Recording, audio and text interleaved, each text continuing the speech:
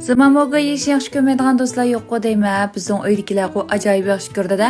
Bugun men sirtdan 5 kunlik moga akiriblar bir zamanmoga qilib beray deb tayyorlab qilsam, ammo ma zamanmoga ajoyib o'xshab ketibdi jumi do'stlar. Shuningizlarga men baharlab qo'ygim keldi. Oilda zamanmoga tayyorlasam mish chiqib qoladi. Qat'iy churik chiqmaydi degan do'stlar, men qilgan usulda cho'qim bir tayyorlab yaqinlajmi.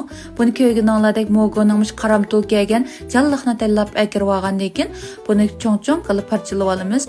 Anandan 5 qitim ravrus bir soğuk suda yuvagandan keyin bunun suyunu to'liq siqib chiqarib etamiz. Hamda yana bir quruqach tayyorlab olgandan keyin zamanmoganing eng muhim jini bo'lgan qiyamini tayyorlaymiz. Buningda moganing azchiqlik qarta 4-5 tal tuxum chiqib olgandan keyin buning ta'min tashlash uchun azroq tuz, zira, oqmush, laz uni qo'yib olamiz. Undan boshqa azroq un qo'yib olgandan keyin ustininki churish chiqish uchun qo'noq kraxmalidan unga qaraganda sal ko'proq qo'yib olamiz. Hamda buni ravrus aralashtirib munakchilari yo'qab silliq umash olti kegich aralashtirib olamiz. Yeni ko'ygininglardek mushalat kegich aralashtirsak bo'ldi. Hamda buni mogoning ustiga qo'yib, ikki qo'limiz bilan ravrus aralashtirib mogoga yegizib olgandan keyin buni 5 minut tiniqli qo'yamiz.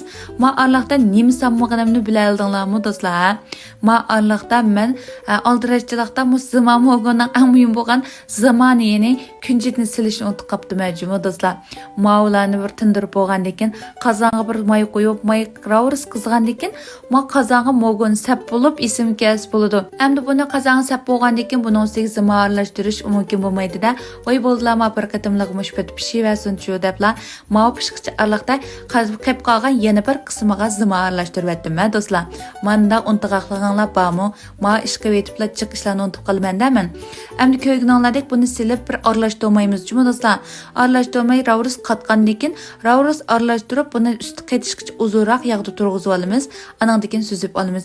Ikkinchi qatimligini mana shunda churish holatgacha ravrus pishirib elib oldim. Hamda buni cho'ngroq bir qachiq elib olgandan keyin ustiga azroq kabob tutqizib, undan boshqa yaxshi ko'rsanlar, mana shunda churish bo'lganlar, ziqiqi va mush qazonlarni silib, ravrus aralashtirib olgandan keyin taqsiga eliblar dasturxonga chiqsanglar bo'ldi. Qaranglar o'xshab ketganiga.